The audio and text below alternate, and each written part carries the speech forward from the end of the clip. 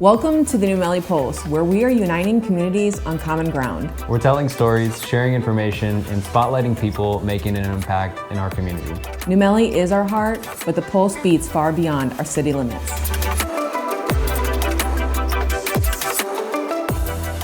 Okay, so we're back for another episode at the New Melly Pulse. This is going to be part 2 of an amazing little mini interview series that we have with Bill Carrier from Citizens for Smart Growth in St. Charles County. We've already had a lot of spirited conversation with him. He brings a wealth of information about many things we have no idea about that he's now bringing to light to. And in this episode, we're going to keep uncovering that. Yeah, so let's pick back up and let's finish the conversation. Well, Bill, I want to say thank you for all the things that you've done. I'm not even privy to, I'm sure, all the long hours you've spent at night, and all the organization. And it sounds like you're getting more involved and going to be able to make a bigger impact. It sounds like your organization wants to spread its impact and broaden, as you use that word.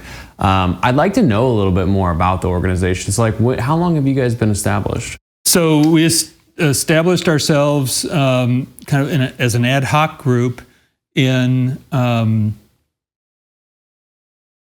let's say, April of 2023. Okay. April of 2023. So you guys just 2 years old, really? Right. And then several months after that, as we started to first we asked for donations, and we said, well, wait a second, we need to formalize this organization into a LLC if we're going to be taking donations. And what were you taking donations for? Well, that's as the legal challenge against annexation appeared to be more the route that we were going to have to go. So let me get this straight. A couple of retirees sit back, sipping your wine or your bourbon at night, and you're telling your wife, "Hey, I think I'm gonna sue somebody who's a lot bigger than I've ever thought about suing." And then you guys are all in agreement, and then you decide to solicit for donations so that you don't have to pay all the attorney fees out of your pocket. I mean, there's a lot to unpack there of like what motivates that amount of. That's pretty noble action, I think. Well,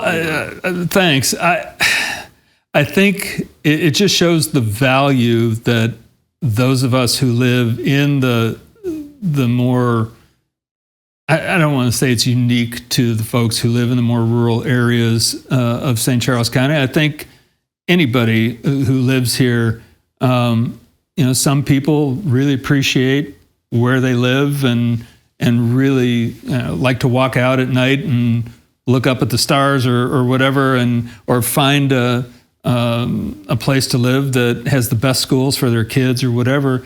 And when you see that threatened by, I don't want to call it profiteering because that's a specific term with specific definitions and impacts. But when you see that threatened by folks who basically just want to, hey, we can make a lot of money if we take this chunk of property and take it from its natural state to rooftops, you want to stand up and say, no, I think there's a smarter way to do this. And I know the term smart growth gets thrown about now. It's funny, and I think it's maybe indicative of the impact that we're having in that in this last election, there were candidates calling themselves smart growth candidates that if you look at their track record, they're not. And so we're starting, and that's why we started to become a little bit more vocal about who we support and who we don't, because there were people taking that moniker and really using it improperly. Right. Well, and I love that because I think kind of going back to part of the issue on the citizen side is having the time to do all the research and all. So to have an organization of people that are in your community that that are doing this because it's also impacting you in a way, like to me, like that's I always love going to seeing the updates on your guys' page because then I know like okay, here's the information, and if I have time or want to go look deeper, here's the link to go look deeper. And I think that's, and to the political, because that's something that Wyatt and I have talked about with this podcast, is accessibility. Right, and we don't want this to be a political podcast either, but unfortunately, we kind of have to talk about some of those politics. Right. And we have to talk about the people who are running. That was a conversation we had about really understanding the values of these people, because do they truly have a public servant's heart and are trying to really serve the people and do the best for our county, or are they really purely there for capitalistic gains because they just want to grow? And we just saw that 2024 benchmark, we're looking at these cities in other states that have 25% 10-year growth, and that's who we want to benchmark after, just because of the number. Right. And I'm like, but what, and then not to mention, that was something else we talked about, is the farmland, and that's out here in this agricultural area. The numbers is that we're losing 2,000 acres of farmland a day in the U.S. Right. And we can see that happening out here. And I thought that was really interesting. There was an article. Oh, actually, no, two things. One, when the Double D stuff was going up, one of the reasons that the landowner was talking about selling was because the farmer could not get the tractor out onto the road to get to that property to maintain the property. So there's a problem. Well, then now we've just heard with what came up this last Monday at the council for the newest development, that farmer is having the same exact problem. He cannot farm his land because of the development, which is why he's selling it. Right. And so it's like, it becomes a self-fulfilling prophecy, if you will. I regard it as just a series of dominoes. That one just precipitates the other, and ba-boom, ba-boom, it just keeps going. A very interesting article in the 13 May issue of the Mid-Rivers News magazine, and talking about development and how some officials are finally starting to tune into the public's view of rapid development. But there are other officials that say, well, wait a second, the landowners have rights. They can sell their land. I've never been a farmer. I can understand if you're being compressed from all sides, your next generation or the third generation down doesn't want to do farming. That's a way of passing on your legacy to them by selling the property, and so on and so forth. But this gets back again to land use and master plans. O'Fallon Mayor Bill Hennessy said, quote, "It's kind of tough when something's zoned the way it's zoned," end quote, noting the property owner's rights must be accommodated. Absolutely. Nobody's in our organization is telling property owners they can't sell. However, they need to understand that there are land use regulations. An important part of this whole process is the rezoning of the property from agricultural to what? And usually it's to whatever the developer wants. Right. Whether it be low density, which is up to 4 houses per acre, or medium density, which is next increment up from that. And so, they're kind of talking around the edges that, we respect the property owner's rights, but you're involved in the rezoning as a county official or a city official. And so, we know kind of where this is going if you take it from agricultural to R3A medium density residential housing, right? Wentzville Mayor Nick Guccione, I apologize, pronounce his name properly, it said it's crucial to balance this growth with respect for property owners' rights. And again, I think that's, in some ways, this can be interpreted wrong, but I'm going to say it anyway. That's a bit of a cop-out, right? It's going to an argument that, legally, you go, oh, sorry. Right. Property owners have rights. I can't listen to you guys anymore because they can sell to whoever they want to sell. Whereas, what we're talking about is understood. The property owners have rights and they can sell to whoever they want to sell to, but they also sell within a market. and adjoining residents, the community at large, our views of how that land is used and our participation in the government processes for approving such is part of the market forces, right? And so that's the way we can influence that. We're not saying, deny somebody their rights, but recognize that we live in a relatively free market. And, if one of these property owners were saying, I'm going to build, a radioactive pig processing plant right here, all of these officials would be saying, oh, no, you don't. We're not going to do that. There's, other considerations that need to be added to that. I'm not saying take property owners' rights away, but it's not like the conversation stops there. It sounds like really what needs to happen then is that there's a lot of education that needs to happen. And I'm curious, you guys, you have a lot of irons in the fire litigating. You have a lot of irons in the fire with, keeping tabs on all the current events. But it doesn't seem like there would be a shortage of education, but I'm curious, what are you guys doing to educate people? What is the mission, of your organization in terms of education? And if you have a mission statement, we'd love to hear that too. But, because at the end of the day, I think I have a funny little anecdote. I live next to a farmer, and I was talking to him about a lot of the development and, and they're just like, oh, it's going to happen. It's going to happen. These are people who there's roads named after them. These are people who this is their area, but they don't have any concept of any way that they can participate. And I think what breeds in a lot of people, it breeds in her, listen to her in the last episode, it's anger. Because at the end of the day, and it's in sadness because you feel helpless. But I think what we're trying to do definitely here at the Pulse, and I'm curious to hear how you guys approach this problem, is that when people have information, when they're empowered with information, it's the chessboard's a lot more even.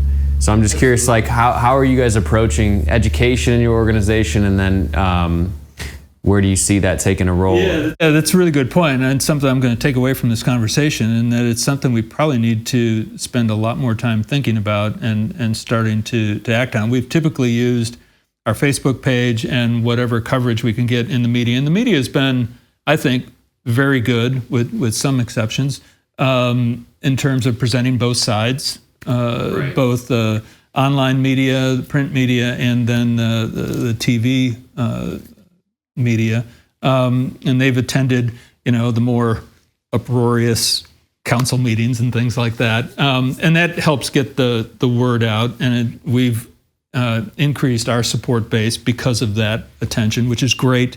Like you said, we recognize we can't be a one kind of issue in terms of the development organization. We have to look much broader and represent more of the county.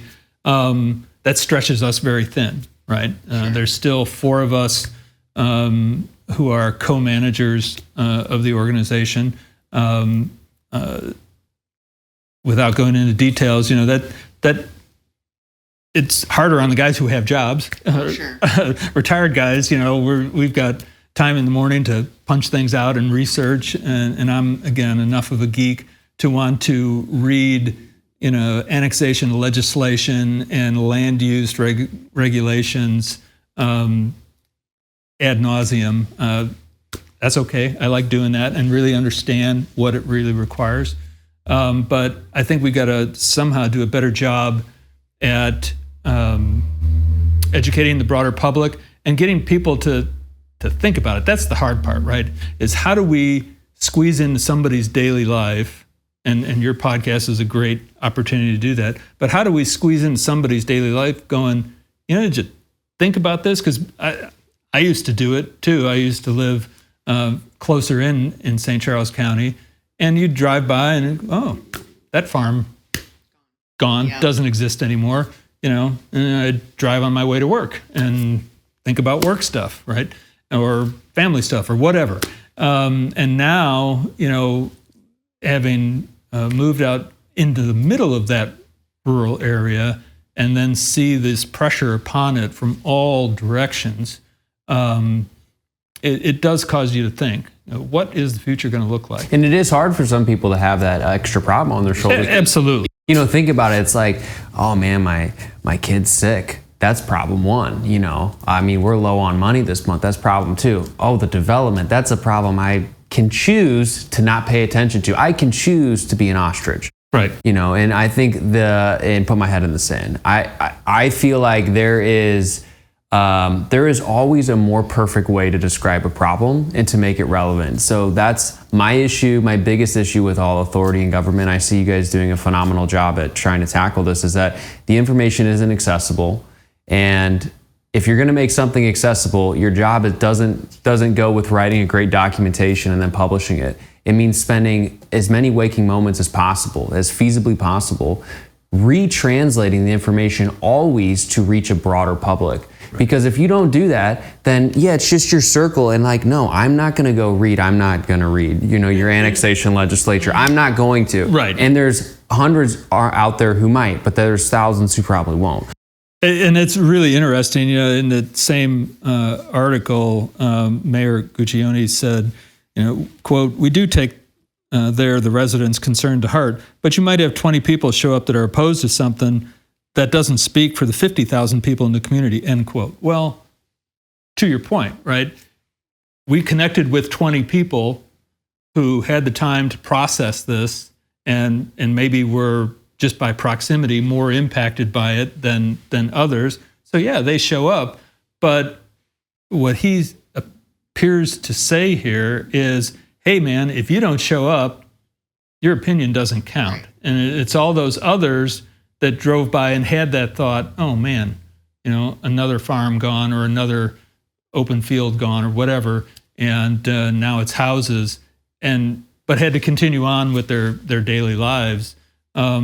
That doesn't mean that it's only those 20 people in the community. Well, that's what I was going to say. I feel like that's a really bold statement to make of that doesn't count for the 50,000, but you're making an assumption for the 50,000. Right. And so you can't have it both ways. And also so you want 50,000 emails coming to you? Is that what, let's really think about this, and what does that, and I feel like that's kind of the same mentality I got. I remember being at the O'Fallon meeting, and one of the councilmen had said there, or citymen, I guess are they still councilmen, that when they were talking about that tall tree development and annexing it, that even though all of us that live out here currently were speaking against it, nobody from his O'Fallon district was there to speak to it, but nobody from your district lives out there. So that's why I know. Now there was one person there to speak for it, but it's they don't live out there. They're not driving those double D roads every day, that are already stressed, that don't have, it's just. Well, you used the word earlier, and it's a great word, self-fulfilling prophecy. Mm-hmm. And that's not, I think it's important, that's intentional. Come on, these guys who are doing this are businessmen. Mm-hmm. They're smart. They're not stupid. Right. Don't pull the cloth over my eye, bro. This isn't how it works. You're doing this intentionally, and it's starting to aggravate many people because you're intentionally creating conditions that serve you. And then when the people who are in the conditions that don't serve them, and they're trying to poke their way out and be well, hey, that's not right. Maybe we should, then it's oh no, sweep that under the rug, and we're not going to deal with that. I think that's the bigger, broader issue, is now people who have maybe taken a peek at this and have understood the issue a little bit. There's this fork that happens where, some of my closest family would be some of the most passionate supporters, but they see no purpose. So I guess that brings me to a question that I have for you, is what do you, in your professional opinion, doing this now for 2 years, being involved in a student law, what can people do? What can they really do? Ultimately, at the end of the day, that's actually all that matters. What can everybody do here? Because it's gonna take a village to make it happen. So what do you recommend that we do? Yeah, so first is awareness. Awareness in our Facebook group, Citizens for Smart Growth in St. Charles County, is a good way of kind of getting the broader picture. I will say it's a Facebook group, and so you have to put your filter on, right? And you have to, or put your kind of analytical mindset in and go, is this just opinion or is this fact or whatever, right? And there's a lot of issues that get brought up there that may be important, but we try to prioritize which ones we're working. So gathering information, and we're not the only place. The transcripts from the city and the county planning and zoning meetings. If you can't attend those meetings, you can see the minutes. You can watch the YouTube recordings of them. And so if you can't come down or you couldn't be there that night, you at least know how the dialogue went. Sure. What the considerations were, and then you can judge the quality of those considerations, right? Was that kind of a just knee-jerk reaction? Hey, new development, approved? Or was there really some thought put into the pluses and the minuses and how many people from the local community spoke and what did they say and so on and so forth? You can watch that. But again, that takes time out of your day. Yeah. But it's a commitment that I think people need to do. Better than that is if until this all came up, I had never attended a county council meeting, and wow, when I first started attending them, I was like, okay, and trying to follow, again, with an engineer's brain, the logic and the conversations and how decisions were made. I think it's something that all residents should do occasionally, is to attend one of those and just get a pulse for, we all elected these folks. And so the question is, how are they following their processes? What are their considerations? How do they discuss and then finally come to some consensus on what the plan forward is going to be, whether it's approval or denial or a new plan or whatever the case may be? It's good to watch how the sausage gets made occasionally, just so you can appreciate it. And at least it gives you either A, well, looks good to me, I trust them for the next thing that comes over, or B, hey, wait a second, what about 1, 2, 3, and 4, and then have maybe a more one-on-one dialogue with these elected officials. I think that's a good thing for folks to do occasionally. I'm not saying, turn your life upside down and make it your reason for being, but it's good to have a firsthand appreciation for how decisions get made. Going back to the tall tree thing, from day one with the original developer and the attorney, the original developer never spoke in support of that development. He had an attorney do all that for him, who had a unique way of basically telling people, look, you either do what we say or we're going to, annex it to a municipality. It was a very threatening approach that backfired, I think, on them. It painted the county council into a corner. But then they came back with this divide and conquer strategy, and that attorney never appeared again.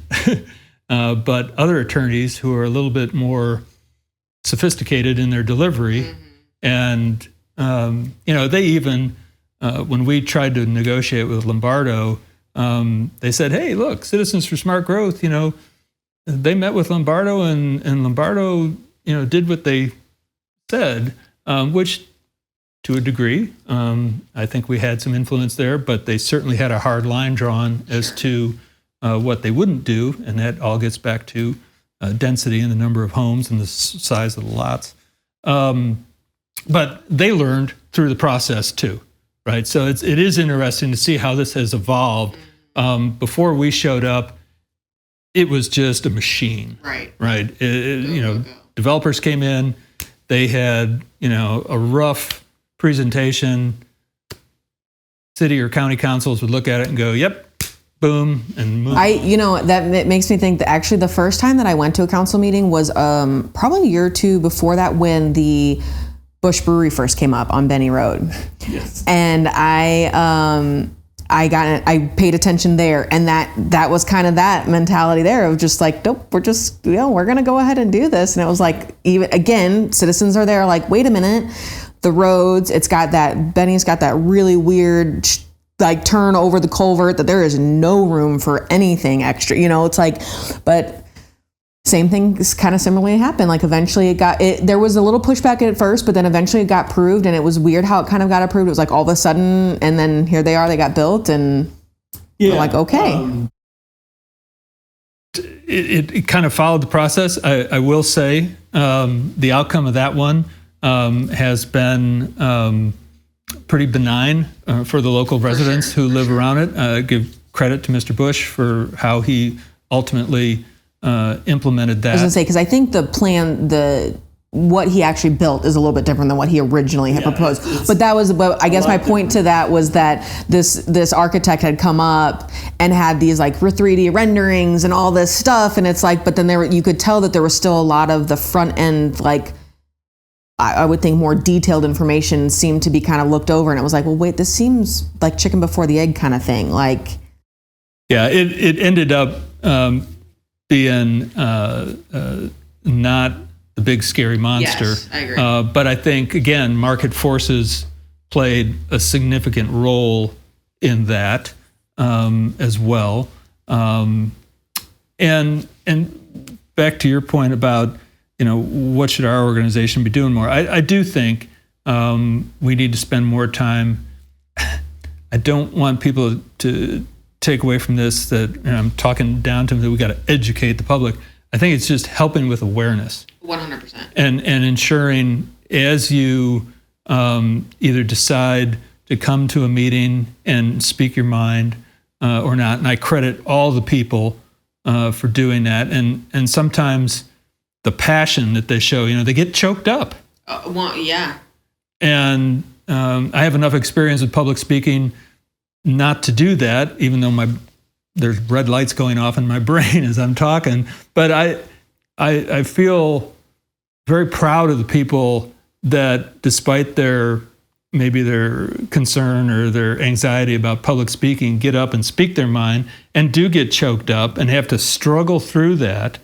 And really, it shows the depth of care that they have for this community that we live in. And that's what we're trying to do, is facilitate that for people. And hopefully, again, what we're trying to do is just strike a balance. Let's preserve the quality of life for St. Charles County residents, whether they be existing or their future and they're coming in. Let's have a good quality of life for those folks while we use our precious resources, because this county is limited in resources. Mm-hmm. I think there's a lot of people that view it as this can just go on forever, and it can't. We all know it can't. Mm-hmm. So what we're trying to do is at least make people aware, hopefully get them involved, and strike that balance. And if we find that the elected officials we have are unwilling or incapable of striking that balance, then we turn back to the public and go, are these the right people to represent you? One question I've had about, like, on that side of, like, the political side, there's no term limits, right, for any of these positions? You can ask me a question that I won't have. You don't have the answer to. Oh my gosh, I'm shocked. Because I know Elman's been our executive council executive for a long time, right? I mean, right. He's county executive. He has made it clear that he is not going to run again. Right. You stumped me. Okay. I would have to go back and see. I don't believe that there are term limits for council members or the county executive. And then there's no, like, conflict of interest clause either, right? For, like, so that they can work for developers on their day job, but then also serve on this council. That is true. I know the Planning and Zoning Commission has to take an oath of office that It's not bad. I've read it. But yeah, we do see,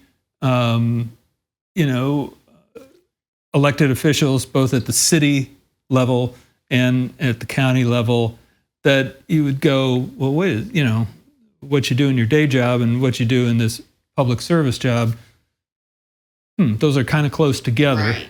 I will not accuse anybody of trying to use their elected position to feather their nest on their private side, their business side. I don't think that occurs, but I do think that if you're coming from what I'll call again the development industry, you have a mindset and an appreciation for what that industry does. Right. That I don't think it can't help, but sometimes influence you one way or the other. Your values are different. It's like what we were talking about in episode 3. We said, you really just ask the question, like, is this gentleman or woman who I'm electing, do they share my values? Right. Do they share my common values? And I mean, there's probably a lot of people. I mean, I probably share values with a lot of them. I'm sure that there's ones that I don't. Yeah. And, I'm an aerospace engineer. I like airplane noise. When I lived closer into St. Charles and there was a chance of one of the airports developing bigger and everything, and people were signing a petition and everything. At that very time, I happened to have an airplane wing stuck in the roof of my garage that I was hanging on to a buddy of mine.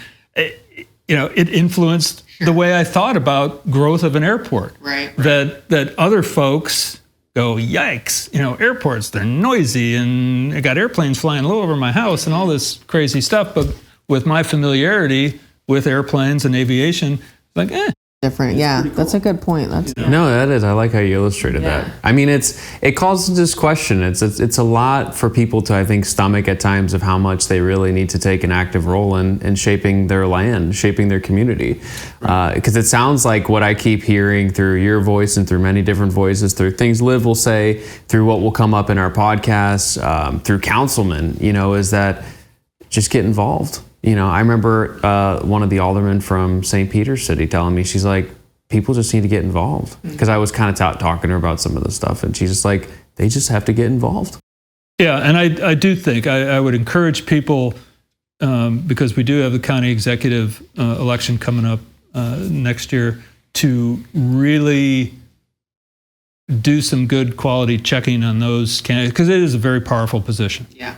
Very powerful position, and on this matter and other matters that affect everybody in the county, and just do some research on who you think shares your values. To your point, I think that's absolutely critical. And then 2, has a track record of performing, doing acting as they spoke, and then acting in a way that's effective. Right, because we have to trust them. We said that in the last episode, and it's a lot to ask. I mean, the shake of a hand is something that is, it's almost a rarity these days for people to honor that, and our word is very important. And you see it's like it's commonplace in the presidential campaigns, and you're like, oh, they say all these things, but we know maybe they'll only, on a good day, 30% of what they said in their campaign they might do. And this has just been the track record for many years. And that's where I think, as opposed to at the national level or even the state level, this is a local level. You can go to these meetings. Right. You can speak. You can, at the end, approach a council member or a planning and zoning commission member and have a dialogue. Boy, talk about a way of really having people say, oh, they won't listen. Man, have the conversation with them. I have never had any of these officials, whether we're kind of on the same side of a particular topic or directly opposed, I've never had any of them say, I ain't talking to you. And so, hey, have the conversation and be ready to back up your views with some facts or just, again, how you deeply believe in your heart things should be and why you moved out here and the lifestyle that you leave and you want your kids to leave, and that kind of thing. And I think going back to you talking about, some of these statements that the citizens had said and going up with these very emotional stories, to me, like, those are the impactful things. And I think, and like you had made a comment earlier that touched on, like, it triggers like anger and sadness. And really, I've been thinking a lot about this, like when I cruise the back roads and love to put the windows down and listen to the music and appreciate the farmland and the rolling hills and all that. It is a sadness. Like, when I really think about it, when it comes down to like what is like my feelings inside, it is a sadness because we're changing things that we will not be able to change back. Yeah, it's not hard. Like, this is not just like, well, maybe in a couple of years if this doesn't work out. The concrete. Like, no, we're taking farmland. We're taking a way of life that people, and that's how I had shared my story. I originally wanted to be a city girl living downtown, and my husband and I bought our house out here, and I have fallen in love with this place, and now I want more land. I love the quiet. I absolutely love going outside and looking at the stars and feeling so humbled that, wow, like my like literal favorite thing is we have a big field next to us, or we did. Now they did develop it. They stayed at 5-acre lots, so I am super happy about that, and they're beautiful homes. But the fireflies, the lightning bugs, Absolutely. like they're, and that's always been something I remember in my childhood. I was telling them about back in O'Fallon and Jeannie's custard stand, and they had the little putt-putt golf there. We would go and play, and we'd get our ice cream, and we'd play putt-putt, and we could catch fireflies. I would doubt that you could do that over there in that area now. But that is, it's like that charm, and that, it's something so silly, but it's not. It's so beautiful. Like when it's like getting dusk out and the fireflies are like literally lighting up our whole tree line in the field, it is like, I always equate it to like a nature's concert. Like when you go to a concert and people all have their lights on, it's literally like that. And I'm a video person, so I've been trying to capture it on video. I've been trying to capture, and it's like such a hard thing. Like with the light sensitivity and how much light is going on, you can't. It's hard. You can't. Yeah. And that's something that is like, I remember one person at the O'Fallon meeting. She had talked about the song Paving Paradise. And it's like, it is just, and she got it choked up, and it is so like, again, to your point, and we're not saying either on this podcast that we're going to stop growth. We know that it's going to grow. We know that we have to evolve, but we've got to start having conversations and making it a conscious conversation where people think, those farmers are really like, it's just going to happen.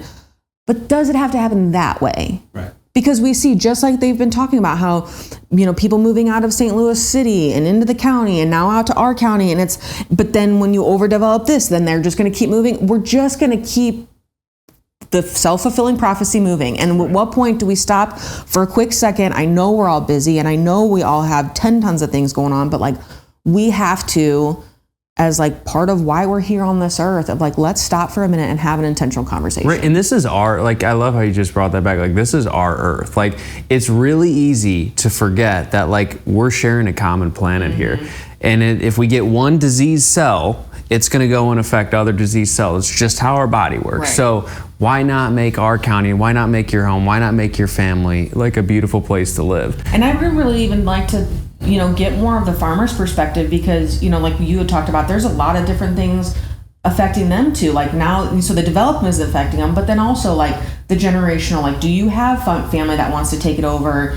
And if not, is there somebody that wants to farm like there? And then, taxes, like I've heard a lot of comments about, now they're getting taxed out of the area. And like, so I think there's a whole other like aspect to that facet. But I just think like stopping for a minute, having the conversation, is this really the right thing for our county and our community? And can we do this a little bit better? You look at N, and they have the David Hogle Parkway coming, but that development's supposed to stop at Z and N. So there's nothing planned other than, to my knowledge, there's nothing planned other than the stoplight at Hopewell and N from that N corridor up to 4061 on the Wayne Haven side. Right. Correct? And so it's like, so now you're going to widen the David Hokel N on the other side to bring more traffic in, and then it's going to get to Z and N, and then what's going to happen? So there's a similar project being proposed, which is the Lake St. Louis Boulevard extension. Yes. Down south to the intersection of Highway DD and Dyer Road.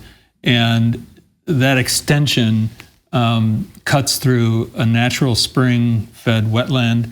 It crosses through the remnants of a historic, one of the first free African-American settlements post-Civil War. And And then it cuts through a neighborhood where those particular homeowners paid a premium for lots that backed up to this this area, this green space, and now they're going to have, per the plan, this extension cutting through at an elevation where if they stand on the one side in their backyards, they're going to be looking up at traffic, cutting through. And so we've are in opposition to that, as you would imagine. We've contacted the U.S. Army Corps of Engineers and filed petitions, formal petitions, with them, as well as the Missouri Department of Natural Resources, trying to get somebody to look at this and go, this does not make sense. Again, as an engineer, I looked at the traffic study for that particular proposal, and if you look at their figures of merits or kind of their objectives, what are they trying to do? A lot of it boils down to right now where Highway DD and Dyer Road run into each other. Dyer Road is seen as a reliever to Highway N because everybody knows Highway N is going to get nutty. Oh, yeah. And yeah, they have plans to expand it and make it better. Great. But again, as we talk about, development leads infrastructure in almost every case. And so they're looking at then putting more traffic down Dyer Road. So then how do you get Dyer Road traffic to I-64, where everybody wants to go into St. Louis County to go to work? And so they're thinking, instead of overloading Highway DD, which is already going to be overloaded due to all this development, we'll bring in Lake St. Louis Boulevard. And, you look at the traffic study and the extension, they looked at various options. One of the options is either put a roundabout or a traffic light at the Dyer Road to Highway DD option, or Highway DD intersection. That option wasn't even looked at. It was always, no, we got to have that intersection also have a feeder to I-64. Well, if anybody has sat in I-64 traffic, either going east in the morning or going west, coming back home, it's the I-64 traffic. Right. Adding more feeders to an already overloaded highway system is kind of, what's it really going to do? Right. And now that expansion project has started, the 40 and 70 all together, and that's going to be 4 years, I believe, is the projected time frame of. We're already seeing some of that traffic hitting on N and Z of people trying to bypass some of that already, and it's barely even gotten started. Right. And then the other scary thing they like to do is, of course, add subdivisions onto other subdivisions and then connect to the feeder roads through the other subdivisions. Yeah. So now you've got people, in the morning or in the evening zooming through subdivisions trying to get to their subdivision, right? Which creates a potential for some issue there. People need to, again, I think the bottom line is people need to stay aware of these things. At the very least, look at what's on the agenda, because if the county didn't have a process to at least put signs out that says, hey, there's a public meeting that affects you, don't ignore them if you see them. Well, and so they don't have to send you letters? We did ultimately get letters too, but it was those notifications on the roadways that everybody was like scratching your head going, what the heck is this about? And then you start to look at these big open fields and you go, uh-oh. Yeah. So I think it's awareness. It's trying to insert it into your life and take some time to do it. Because I'll tell everybody out there listening, once the process starts, it moves, and it moves with energy. And what I mean by that is the proposal is made. It goes to planning and zoning. They do their thing. Planning and zoning typically they only recommend. They don't have the power to approve or deny. They just make a recommendation to either the county council or the city council, as it may be. And a lot of times they've recommended denials because they've got into the details. and then it goes to the council, and the council is like, no, it's good, and it's been approved. So once that process starts, once you start to hear rumblings, you have to realize that you're at least 6 months, if not closer to a year behind already. Wow. Okay. Because the wheels have been turning. Sure. Developers and landowners have been talking. Utilities have been involved. They don't come to planning and zoning with, hey, what about? Right. No, they got it worked out. Which I respect them for at least that. Yeah. But you have to remember, they have it worked out to maximize their benefit. Well, that was one thing that really kind of shocked me a little bit, or just really made me aware of how far ahead they are, is at, I think it was the O'Fallon meeting when he shared that map for the Highlands, and they had shared those like 3 tracts of land that they had their eyes on for annexation. And I think that they had their eyes on, I think like one of the maps was dated like 2021 or 20, they had been aware of these tracts of land and had their eyes on them for a while. So that is like, you don't realize it as a citizen if you're not in the developer world.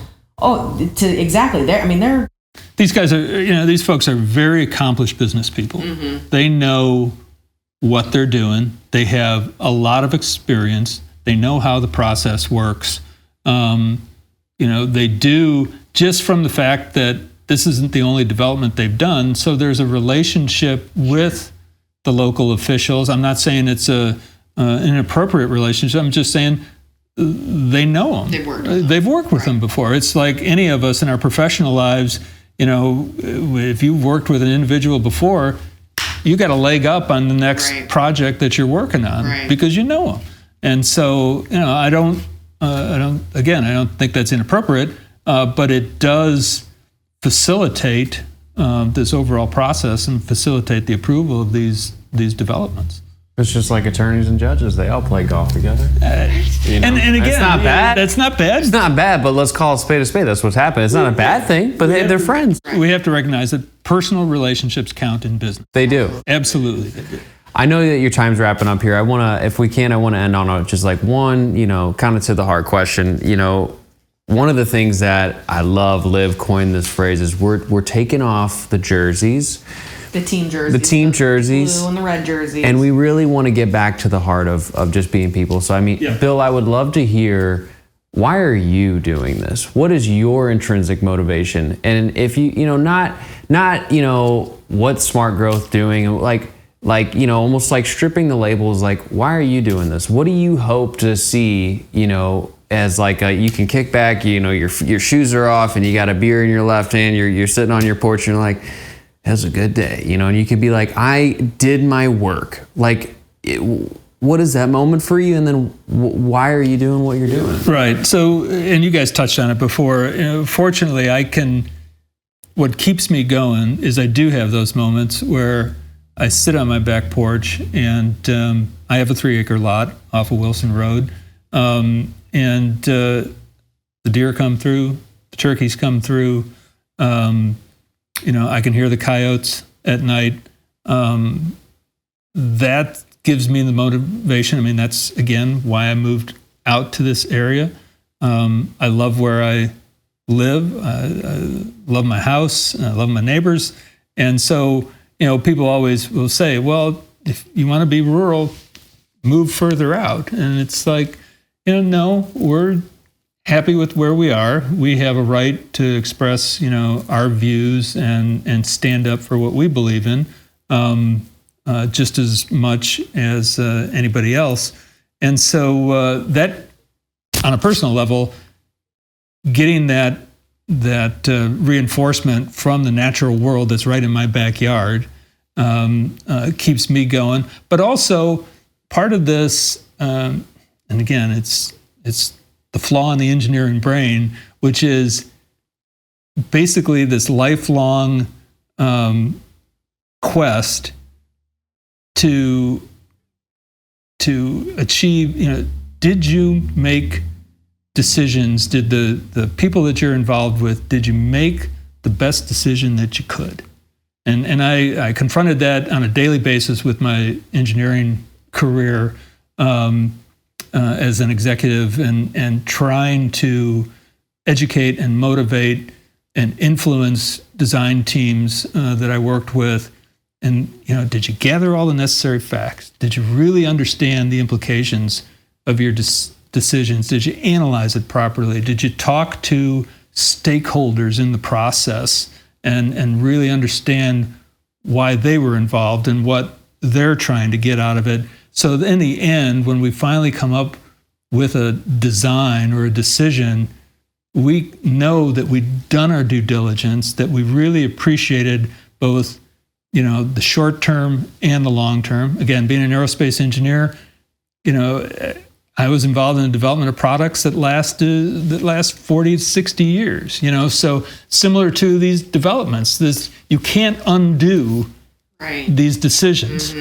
And so you hopefully make the best that you can, and that the people then that have to live with your product, both directly and indirectly, are truly benefiting from it. And they're not constantly going, who's the idiot that designed this? Because it's a mess. Yeah. Right? Yeah. After the pomp and ceremony of, hey, it's been released and it's out there and it's initially working and everything, 20 years down the road, when it's showing its age, is it still doing a job? Yeah. And that's what I'm personally, hopefully, trying to do on this process, is influence people to make the best all-around decision, knowing that when everything's brand spanking new, it all looks great, and then over time, things get a little shop worn. But that's okay. Does it still serve a purpose? Does it still give people a quality of life and a lifestyle that they truly can appreciate? One of the issues that comes up in this a lot of times is, well, what you guys are talking about, you're denying, first-time home buyers the opportunity to move into the county. And again, that is not our objective by any means. We all know that real estate prices have gone up over time. There are a lot of areas in the county and in the municipalities that if people are looking for starter homes, there is an option, and Councilman Brazel touched on this at last Monday's council meeting in his remarks, in that there are other opportunities for a starter home than a brand new home in a new development. There are homes that need some TLC in established neighborhoods with mature trees and in good school districts and stuff that need somebody to move in and give them some tender loving care and brush them up, and they'd be a fantastic place to live. So, everybody has to decide what they want, but this, we could wax philosophic on, we've come a throwaway society where we continue to just consume and move out and ignore everything that's happened in our wake, and I think this should give people pause and go, what about reinvesting in some of those older, more established communities, taking a property that needs some effort and putting your own personal stamp on it? That's what we even talked about last episode of, even from a commercial perspective, how many of these strip malls have we seen that have been developed that now are struggling to keep people in, but we're still building new strip malls. It's like, and that's kind of the same thing with that. I mean, my husband and I, when we looked at our house, now granted it was back in 2008, and so we had a very different economic housing situation, but we looked at the two situations. Do you want a little bit of land and you're probably going to have a fixer-upper, or do you want to move into a neighborhood that the house is built, ready to go, the kitchen's already been remodeled, well, it was just built in the last 10 years, so it's great, all that. And that was, our realtor did a great job of showing us both opportunities. And when we found our house, it was just like literally love at first sight. And there is that balance. And it's interesting talking about the starter home conversation, because these developments that they're building, which you and I don't have a say in, it's the developer creating these, they are not starter homes. Like that, am I correct in saying that those were starting at like $500,000 off of? I don't know the specific. There's a fairly significant price difference between what's planned for the north and then the south. Okay. But Having said that, and again, saying, well, that's affordable and that's not affordable, I think that causes sometimes, people individually need to decide what's affordable and what's not affordable. Somebody tell them, oh, no, that's an affordable neighborhood. Well, wait a second. You're bringing your own situation to that discussion that I don't think is appropriate. But my point was, there are other opportunities for people to, if they're starting out or they're retiring and they want less. My wife and I failed miserably at that when we went from the old house to the new house. Our whole idea was to downsize by about 600 square feet. Well, guess what? We ended up with 100 square feet more, whatever. I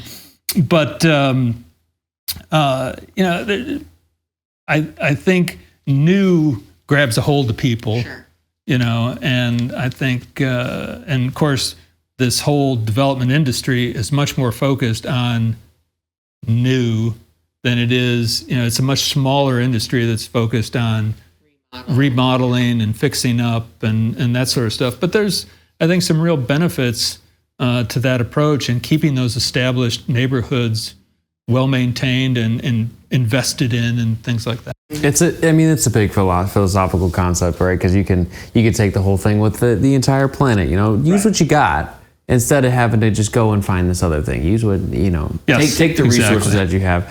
I like Bill. Your story is amazing, and I'm going to think of you forever and myself as the gatekeeper of the process of this. You seem like you are putting more than your due diligence in to account for people who aren't, and I think that's a noble cause. Well, I appreciate it, and I'm speaking again on behalf of the other co-managers of our organization and then all the supporters. Well, and what's really amazing too is that your motivation is, I like to try to find common denominators. We try to find common ground here. And I mean, I'm a whole lot younger than you. I've lived a different life, but one thing I can already connect with you on is you have a connection with nature. Yep.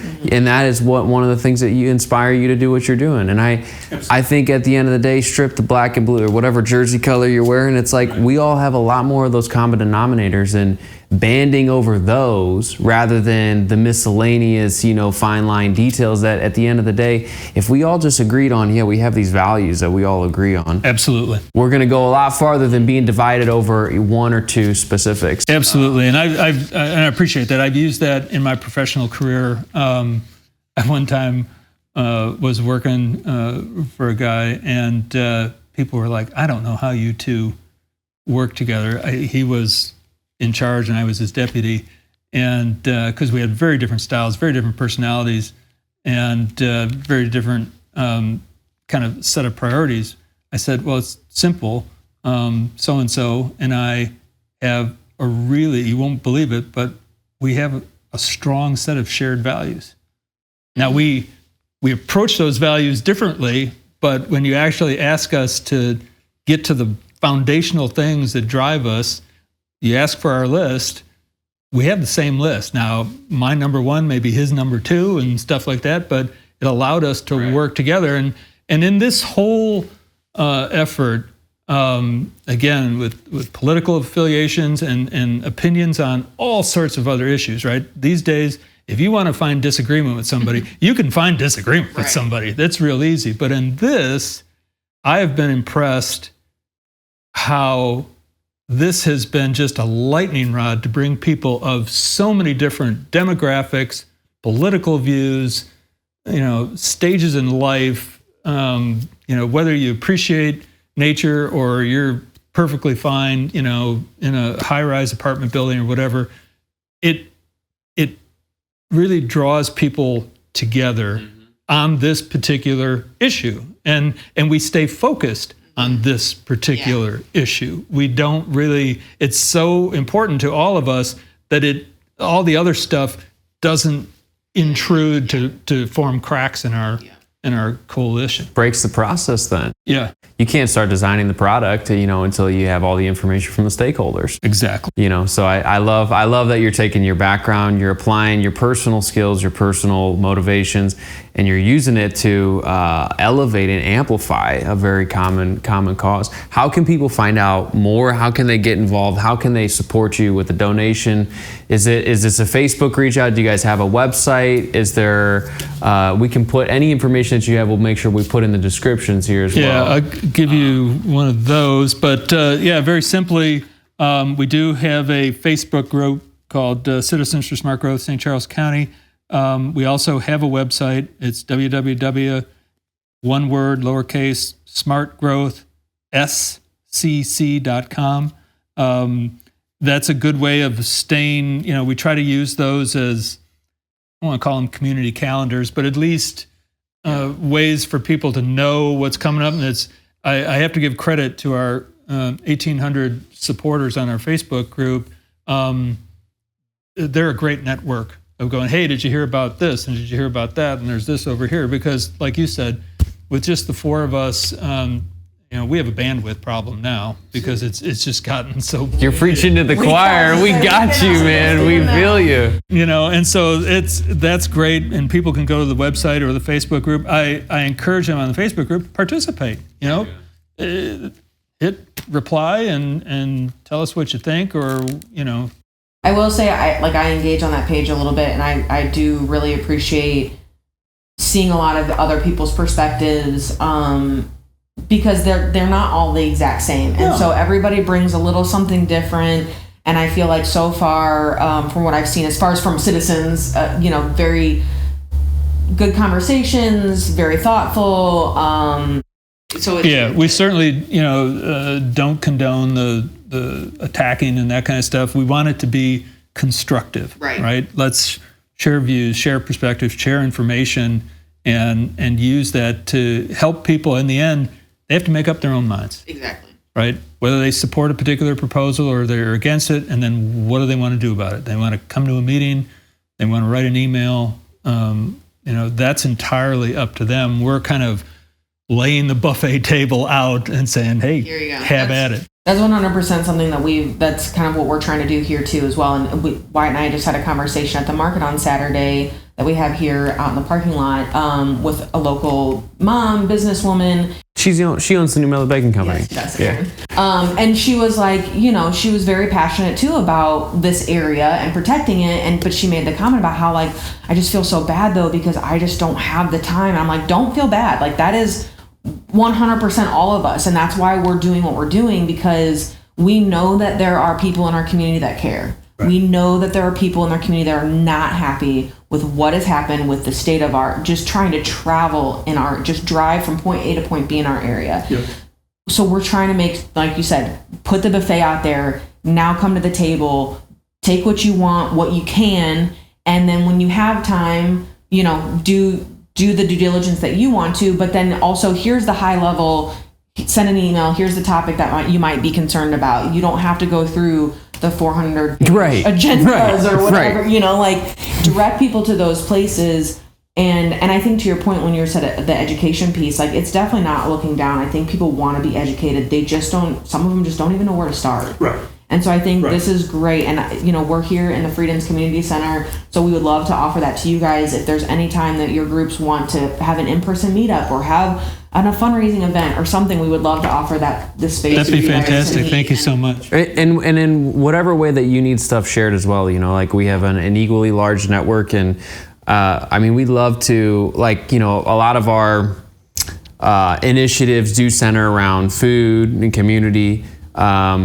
But all those things require land, and that's what developments happen on, Absolutely. And so we share a very common denominator there, and we'd love to be able to, in whatever way that we can cross-promote, cross-message, because, your success is our success, and our success can be your success, and that's... Fantastic. Yeah, that's what the philosophy is about. So I really appreciate you taking the time. We've had a long, spirited conversation, so I appreciate it. Yeah, it's been great. I really appreciate it. We'll have to have you back on. Yeah, definitely. As things progress. As things progress, like I said, we're in the evidentiary phase of our lawsuit against the city of O'Fallon and the property owners. And people I will say in that regard, people are like, what, you're suing the property owners? We have to. They were a party to the agreement. We can't just sue one side and not the other. And so while, again, we strongly believe in personal property and property owners' rights, they do operate within a greater world, the community, and we're here to kind of ensure that the community moves forward and not just elements of the community. Exactly. And your attorney fees are being paid for strictly by donations, correct? So really, I mean, even $5 goes a long way. Whatever people can donate, right? You can do that on the website, or you can send a check. However you want to do it, we would appreciate it. Our expenses are almost all attorney fees. We do a little bit on public outreach for signs and things like that during elections and stuff like that, but we don't go crazy with making donations to candidates or that kind of stuff. We had to hire, we had to go to Hannibal, Missouri to find a surveyor who would, in our lawsuit, it's not just our opinion about whether this property complies with the requirements or not. You have to have an expert witness. And so we had to travel all the way to Hannibal, Missouri to find a surveyor who would work for us, because none of the local surveyors are like, well, I ain't doing that. Who are my normal clients? It's developers and property owners, and we had to go pretty far out to find somebody who would look at our analysis and go, yeah, that's right, or you screwed up here, and here's the actual data or whatever. Wow. And that cost a good chunk of change. Sure. Well, it's easy. It's sometimes people, it's the world we live in is a buying culture, is a consumer culture. Right. Sometimes it's easy to be like, send them a couple bucks. And that might be their 5 seconds on, instead I might sit on Facebook and be like, I'm going to read this article. They might be like, don't have time. Oh, there's a thing. Oh yeah, here, we all commit our attention different ways. However they want to do it. Yep. Right. Yep. Cool. Thanks, guys. Thank you so much, Bill. We appreciate All it. right. Take care. Yeah. What an amazing conversation. We are really grateful for Bill and for everything that Citizens for Smart Growth in St. Charles County is doing. Seriously. You can directly support them and find out more information about them by heading over to their website, which is www.smartgrowthscc.com. Link will be in the description and everything. They also have a very active Facebook group. We encourage you to join. Yep, we're encouraged to join. On their website, you can get a lot of information as well. And then they do, if you want to donate, like Bill had mentioned, you can, on their website, I believe they have the information for mailing checks, but they also have a Venmo account that you can donate to as well. Or your time and just participating in the Facebook page as well is super helpful and beneficial. Sharing this out on your network of people in the community. And just wanted to share this little blurb they have on their sheet here. Citizens for Smart Growth in St. Charles County works to ensure development within southwestern St. Charles County supports growth, protects residents, aligns with existing land use, and preserves the rural character of our community. So huge kudos to them and all that they are doing for our community. I think, just like we've talked about a couple times on our series here of the power of when two or more people come together. And I Exactly. think these are just regular people that decided, hey, we don't. Nobody is standing up for what we need to be standing up for, so we're going to step into that space. And I love that. And I think, those are some of my most favorite stories not just like with this, but like in history in general, of when citizens really unite and make impactful change. And even though things feel like we don't have that power anymore, we do. And so please interact with their group, share with their group.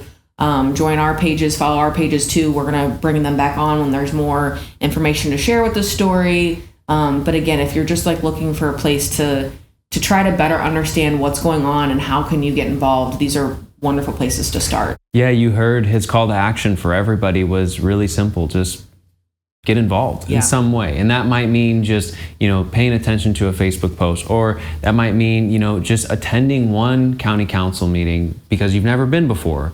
That might mean, doing some research because maybe you don't even know like how planning and zoning even works, or even what it is. That just might mean a little bit of education, whatever it is, taking a step, because as we talked about, we all share this land. We all share, so much more than what divides us. And we're taking off the team jerseys now here, especially at the New Melly Polls. Yes. We're finding that common ground. We're building those bridges. We're making community happen. And it takes all of us. It takes a village to make it work. So it does. And so, like we say on every episode, if you have any comments, feedback, things that you want us to look into for you, or you have stories that you want us to share, please submit them on our website. Exactly, newmellypulse.news. We got it right that time. We are here in Freedom's Community Center. Freedom's Community Center is the voice and the power behind the New Melly Food Co-op, the New Melly Farmers Market, the New Melly Pulse, and a whole lot of other community initiatives. We have educational classes here like yoga. We have experiential events like sound healing. We also have really practical offerings like subscription office spaces for rent, or if you need a space for your group to meet, we have a very large sanctuary space. Budget-friendly wedding space. Budget-friendly wedding space. We're trying to put into practice our vision of happiness for our community, and we're trying to make a space for it. And so it's not always just like what he said. It's not always the easiest road, when you're walking and you're taking a lot of effort. And like he said there's 4 people or 5 people right now that are the co-managers of the organization. He's like, it's a lot. The bandwidth issues there. The bandwidth issues is there. So, we're looking as well for anybody who wants to get involved. That doesn't mean that you have to commit to anything that you don't want to commit to. It just means that if you want to participate in growing community, this is a space for you. Check us out. rfcc.org is where you can find all the info on the parent organization. And I think, check out the farmers market. And, yoga. We got yogas going on. We've got all our events shared on our Facebook page and on our website. So check those out. And yes, please, we are openly inviting you to come be part of this space and come help us build a community that we're all proud to be part of. Amen. Thank you guys so much. We'll see you next week. Yep. Till then. Bye.